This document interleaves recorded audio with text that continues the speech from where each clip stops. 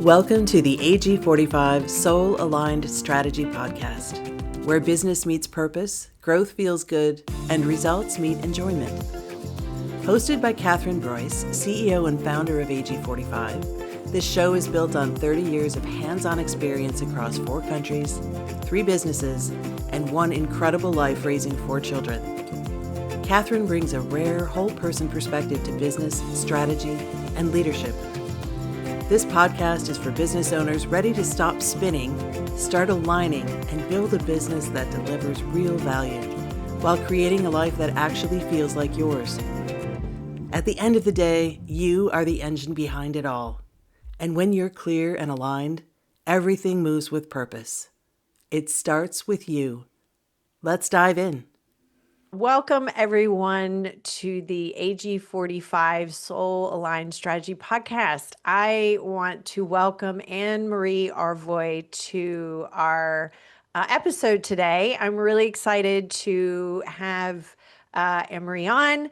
And like usual, I'm going to let Ann Marie introduce herself because she's going to do a much better job at it than I will. And so, Ann Marie, if you could just share with everyone about you as a human, and then also about your business. So I'm going to pass it to you. Sure. So me as a human, so I'm married and I have 2 boys, and that's a big part of my life. I grew up in New York. I lived in Colorado for a while, and now I'm in Wisconsin. And a lot of times people will People say to might me, think, "Oh, you're one of those, a New Yorker." yeah, New York, except I'm from upstate. So, and people are like, what's that? And I'm like, anything other than the city. You know, people get excited when I say I'm from New York. And then I'm like, no, the upper part. And Yeah. they're like, oh, that's boring. So, Else. yeah. So, I've lived in a couple different places. I don't know what else about myself. Been into mindfulness since I was in my early 20s. Found that because of a period of depression I went through. And that led me to become a therapist. Nice. Okay, so tell us about your business. Sure. So Mosaic Counseling is the business that I currently have. I have owned, let's see, 4 businesses in my life so far. Mosaic Counseling has been the most successful to date. And what we do is we provide mental health treatment for teens, adults, couples, families, anxiety, depression, PTSD, grief, all of that kind of stuff, ADHD. So, I have been a counselor for 25 years. I went to a school called Naropa University in Boulder, Colorado, which is kind of a unique school. It was inspired by this Buddhist monk who came from Tibet, and he created all of these Shambhala centers that are all over the country. He really was one of the main people that brought Buddhism to the United States, and he created this school, Naropa University. So I got my degree in 2000, and I liked going to that school because I do think, in this soul aligned that we're talking about today, one of the things that has been helpful for me in all of my life is listening to my intuition. And when I went to a very just traditional undergraduate school in upstate New York, Cortland, New York, which was fine. It was great. But I craved something different. And when I started looking around, I was really drawn to these non-traditional schools. So I almost went to a place in Colorado or in California, ended up going to Naropa in Colorado, and it felt like it was my gut was telling me to do that. It was my intuition because I almost didn't make it. I was accepted into this place in Colorado, or I keep saying that, California, and I put in my deposit. I accepted. I'm doing it. And the very last day that I was living in this apartment with a phone because I was going to be camping for the summer, I got the call from Naropa that I got accepted there. That's really where I wanted to go. So I ended up going there, and it was a great experience because it wasn't just learning about how to help people. It was also a program that helped everyone transform themselves. So they said the first day, they said, what we're going to do is we're going to break you down and build you back up. which some people might think that's a cult, but not in this way. It was actually very helpful and healthy. No, it's Um, funny. I was just sitting there thinking, going, "Oh, right on. That's great." But you're right. I didn't think about cult, but I can see maybe, I don't know, but yeah, yeah. I fortunately, I mean, my parents were a little afraid it was a cult, but it was really helpful for me because I had grown up in this very traditional mainstream, not like kind of protected life, and I didn't have a lot of worldly knowledge or exposure to a lot of different kinds of people, and I did there, or at least more so than what I had. And that was part of what has helped me integrate, listening to my gut. That was a really good choice for me to go there. And also integrating mindfulness and into the work that I do as a therapist and listening to myself.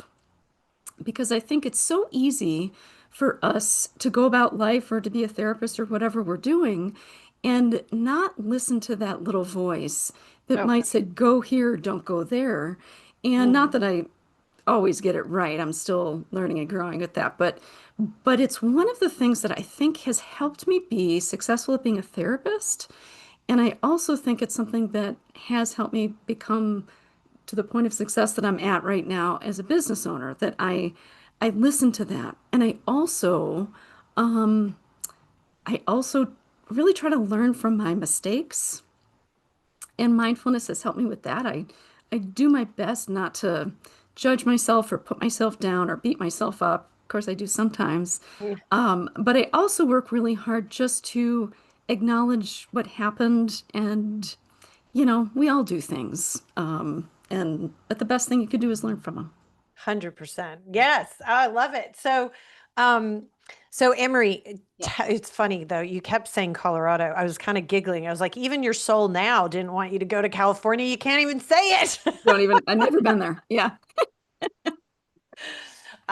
So okay, tell us about your business. So it's Yeah. therapy. I know Yes. ADHD is something that's really big. That's a big focus. Correct. We do some testing. We do some online testing, in-office testing to help people identify that diagnosis, which is helpful because it's one of those diagnoses that sometimes people will say it's overdiagnosed. But my opinion is that it's underdiagnosed because I've had so many people as adults come to me thinking that they have anxiety or depression, and a lot of times it turns out they actually have ADHD. And by Hmm. treating the ADHD, it helps with those anxiety and depression symptoms. So, Interesting. yeah, So do you think it's underdiagnosed, just curious, with the more the adults versus the children or like the youth, or do you think it's like overdiagnosed potentially with the youth and underdiagnosed with the adults? Because it wasn't like super big, I know when I was young, like growing up, like it wasn't really right. talked about. Right. I don't think it's overdiagnosed with youth. I Okay. think that there's just a lot of people that have it, and that we've gotten better at being able to identify the markers for it. So the different ways that the symptoms show up, but also this test that I'm able to do, it's an objective test. This didn't exist many years ago. So it's a test that people can take, and it's pretty reliable to the results. So that can, I think that has helped too. But again, in my experience, I think with people my generation, older and even a little younger, yeah, it wasn't something that was talked about. And it was really only the more severe cases that I think were identified. But I know so many people, men and women, who weren't diagnosed. For men, they were typically thought of as like the bad kids. So then they went through a lot of painful experiences because, they were marginalized or in trouble all the time or getting yelled at or stuck in the corner. And then with women, women tend to internalize the symptoms in a different way. Um, and it's much less common for, at least in, again, the generations before we had better testing, for it to be figured out. And yeah, it's just a different way it manifests. Hmm. Well, I know in terms of, I'm a big, huge advocate for therapy. I've been to therapy. I think it's one of these things that some people have this stigma that there's something wrong with you if you go to therapy. No, not at all. Like I think it's actually, it's about that, trying to align more with who you are and what you want, and Right. walking through some of those darknesses in our lives and having help so that you can get to the other side where there's light. Right. Yeah, agreed. So hats off. Like I really appreciate um, people in the therapy world, because I know it's helped me. Um, it's helped my family, and I know it's helped other people and stuff. So Yeah. it's really good. Soul alignment. Okay, so here's the. I mean, this is the standard question that Yep. I seem to ask every guest. Um, so soul, to be soul aligned, like how, what does that mean to you? And what is the impact that you've seen when you are versus when you're misaligned? Yeah. Yeah, it is a good question. I think soul aligned, what it means to me is feeling like I am, and I don't know if this will make sense, but I feel like it's when I'm most efficiently on the path of really what I'm meant to do with my time on this planet. So, I look back on my life and I feel like I was a lot of zigzag, trying things out, figuring things out. And being soul aligned, I feel like I'm more just on the path and things feel more like being in the flow. Like I'm meeting the world and the world is meeting me. And it's just moving and it's like green lights. I feel like it's green lights. When I'm not on the path, when I feel like I'm not soul aligned, I feel like it's a lot of stop signs and red lights. Like I go down a path and nope, and over here, nope. And as I was saying before, still I don't think that's totally off the path. It's an opportunity for learning, but it does help me realize like, okay, that's not where it's at. Over here, nope, got to keep coming back to the main path. So that's what that means I to me. I really love that metaphor. Is that a metaphor or an analogy? I always I I always get it don't know. like Yeah. I don't even know how to spell anymore. Living in the different countries, and like sometimes I'm saying a word, I'm like, I don't know, is that even a word? I don't know. So, um, okay, back on track. What was I going to ask you? Oh, Metaphor. Yeah. so no, Not so, metaphor. No. not metaphor, not metaphor, not metaphor. So, okay, so you said that you went and you had zigzags throughout your life, and then you sometimes, obviously, we all do. We come up to those red lights. Is there any particular time that you want to share in one of your businesses? Because I think you said four businesses, or a time in your life that Mhm. you were misaligned, and the Mhm. impact that had. Yeah, I would say, um, and I could probably find the same experience in any of the businesses. Um, Really, I'd say in Mosaic, I've had this experience, and I owned a meditation studio, and I had that experience, and I think this is common for people services, but I found that when I was misaligned, I was much more focused on other people's experiences, making sure they were okay, they had what they needed, they were happy, that kind of thing. And when I what I discovered at different points along the way was how I would feel so depleted and so worn out and so not seen. Not that I need my clients to see me, but just kind of in the world. It's like I was becoming just the I don't even know, the conduit of other people's happiness and well-being, and I was neglecting myself. And even though it's something in the therapy world and the meditation world and a lot of different places we say, oh, self-care comes first. And it's, you know, it, I, I believe we're so much about the talk, but I don't know if people really know what it means. At least Yeah. I'll speak for myself. I don't think I really knew what it meant. I thought that I was taking care of myself, like, oh, I run and I read and I meditate and whatever, go for coffee with friends. But what I was doing, I think largely was I was leaking so much energy to other people and not holding better boundaries and really keeping those boundaries. And when I figured that out, I got to be so much better at, I think, being more helpful to people because then I actually had something more to give. I wasn't like digging from the bottom of the barrel to hand something out that maybe was like the last bit of energy I had. When I used to do that, I didn't feel like I was a great person. I mean, I was fine, but I don't think I was the best person. I don't think I was the best parent. I was tired, I was cranky, I was whatever. But once I figured out that it really is okay for me to hold boundaries. It's okay for me to say no.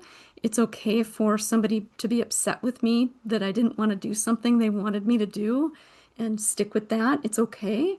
I had situations with clients who wanted me to just keep seeing them for free, and there were clients I would. Oh, And I know. Yeah, because I'm like, oh, I feel bad. They don't have money, or they're going through divorce, or they have this health issue and they need me. And once I realized I wasn't helping them because it's not a good reflection of the world. That's not the way the world works. mm-mm. That people just, well, the world's supposed to be kind of a give and take. We're supposed to, Reciprocity. exactly, two-way street. And so for me, it was learning that it was better for me and for the world, for my kids, for people around me, if I held boundaries, I stuck to those boundaries, even if people were disappointed in me.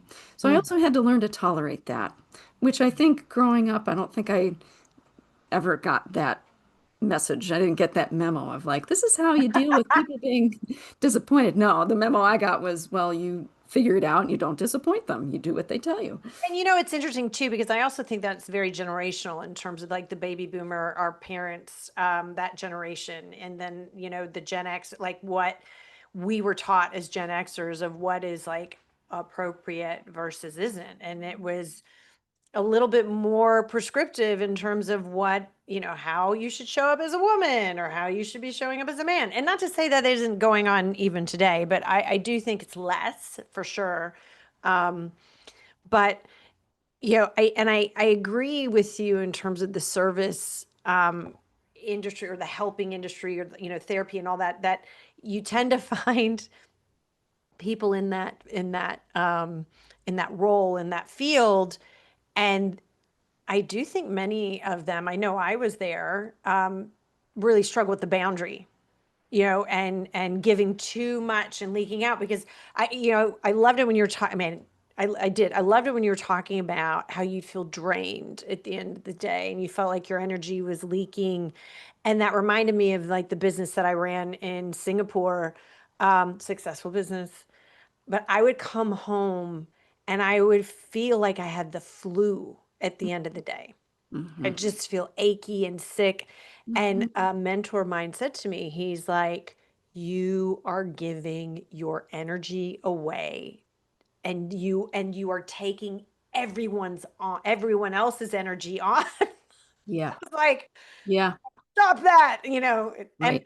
I've now that doesn't happen, but it took me a while to figure that out. Yeah.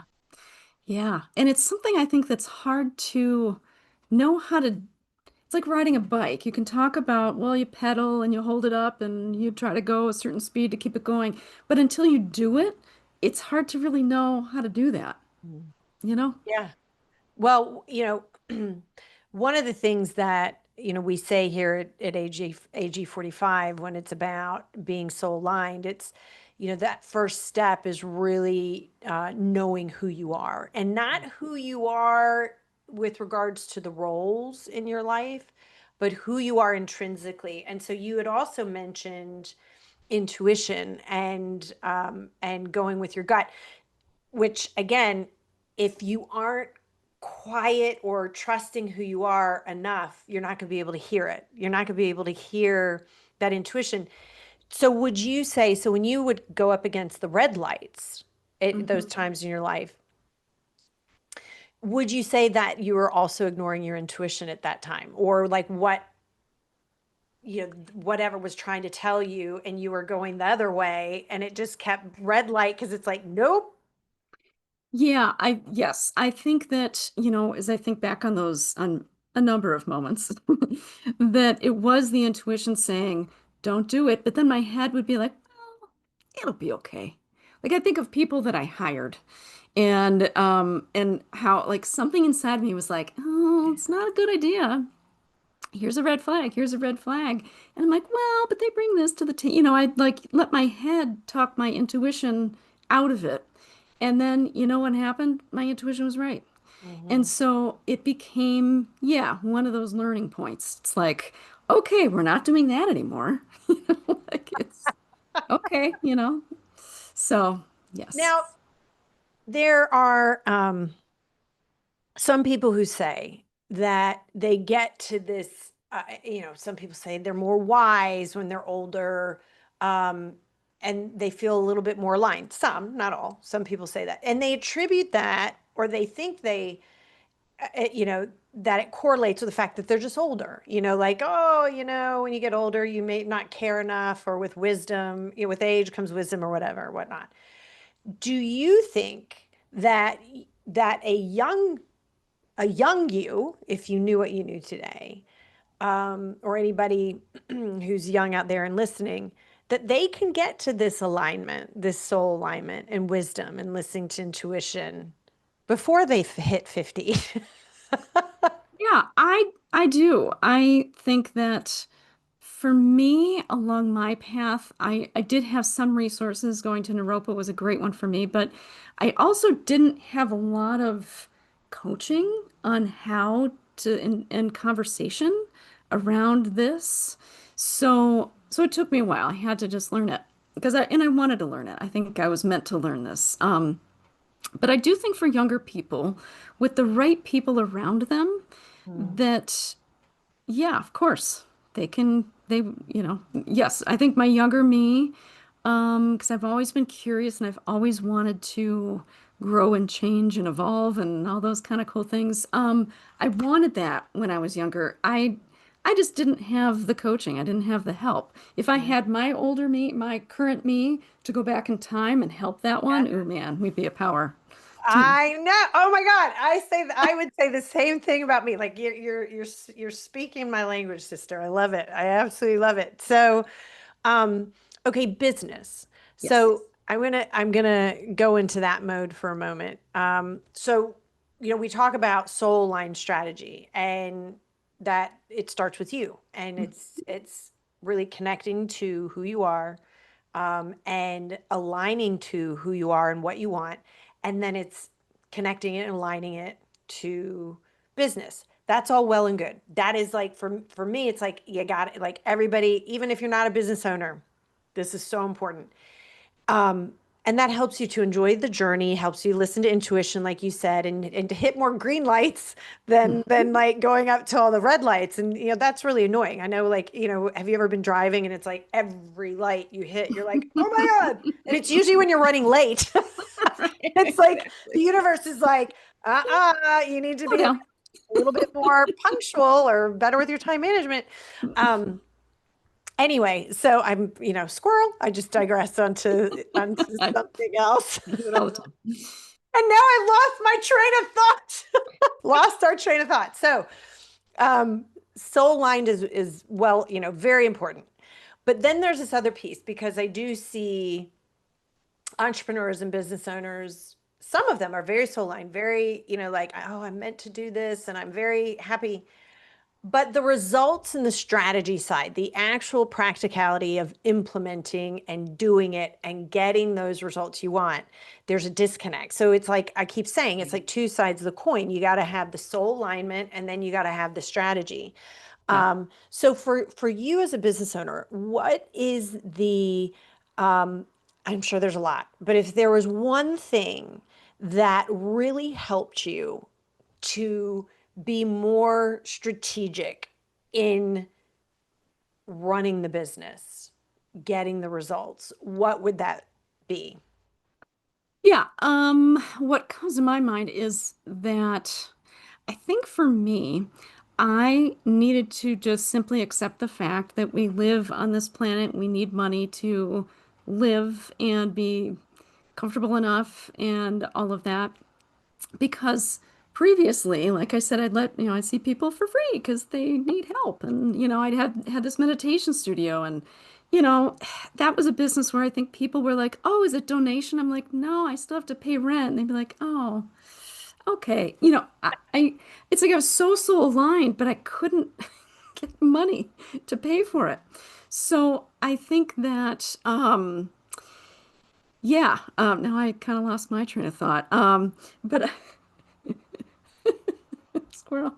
No, no, it was really just accepting the fact that I need to make money and it's Mm. okay to make money.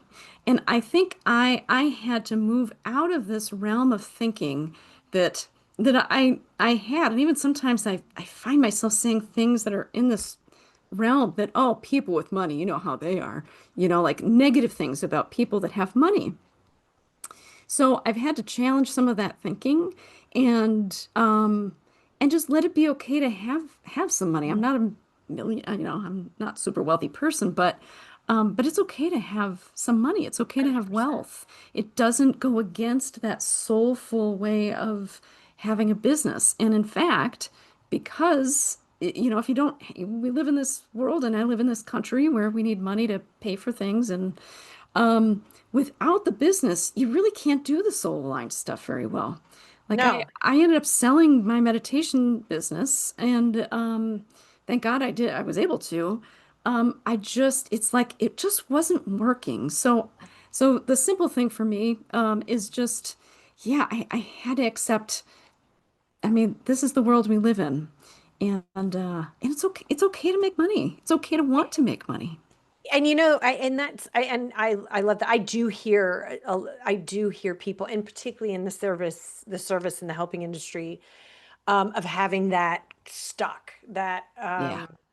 that belief or that frame of mind.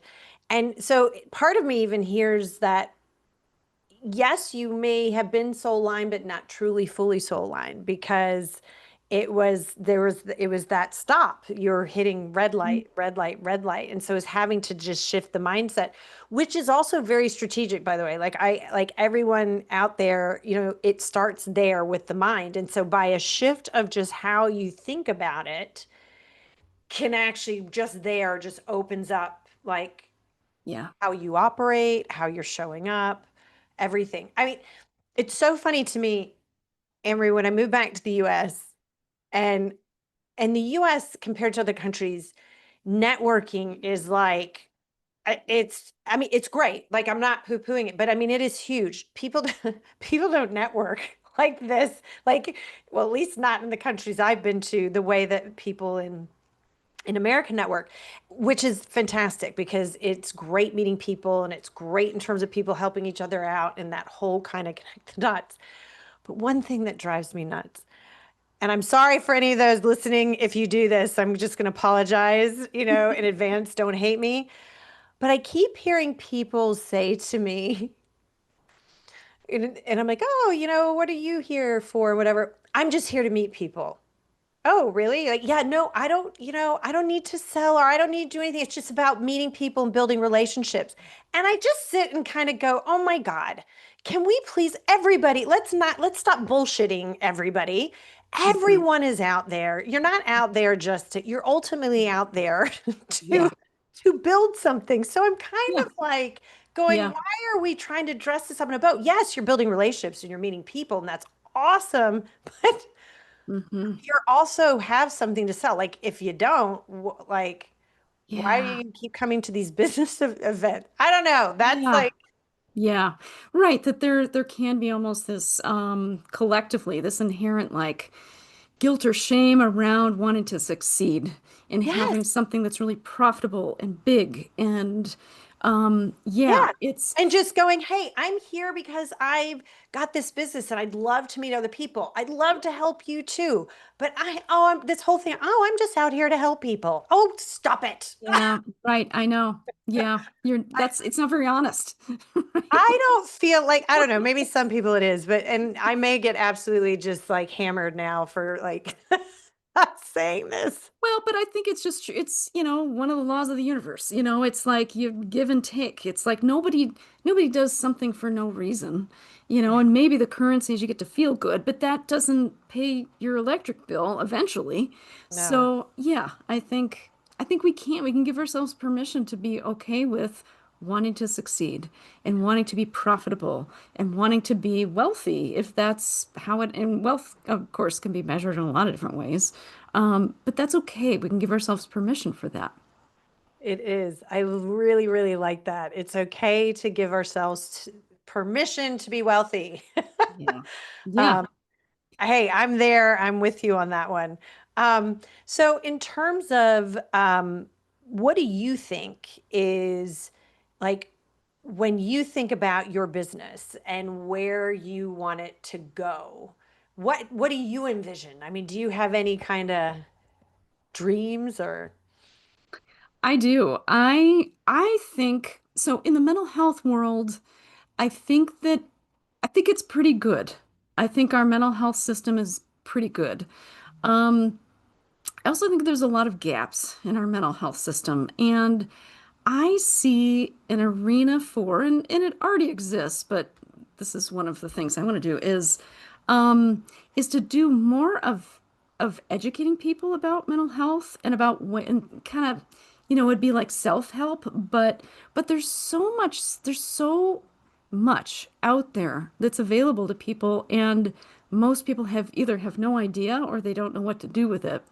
And so in addition to all of the sessions that we do and the services, individual or, couples or groups or whatever, is having a platform that can reach a much broader audience to help people learn more about how to help themselves in their own mental health.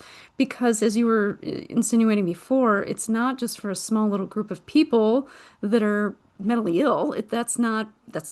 I mean, mental health touches us all. It's like physical health. And there's things that we need to do to help our health, our mental health. And it doesn't have to be super complicated.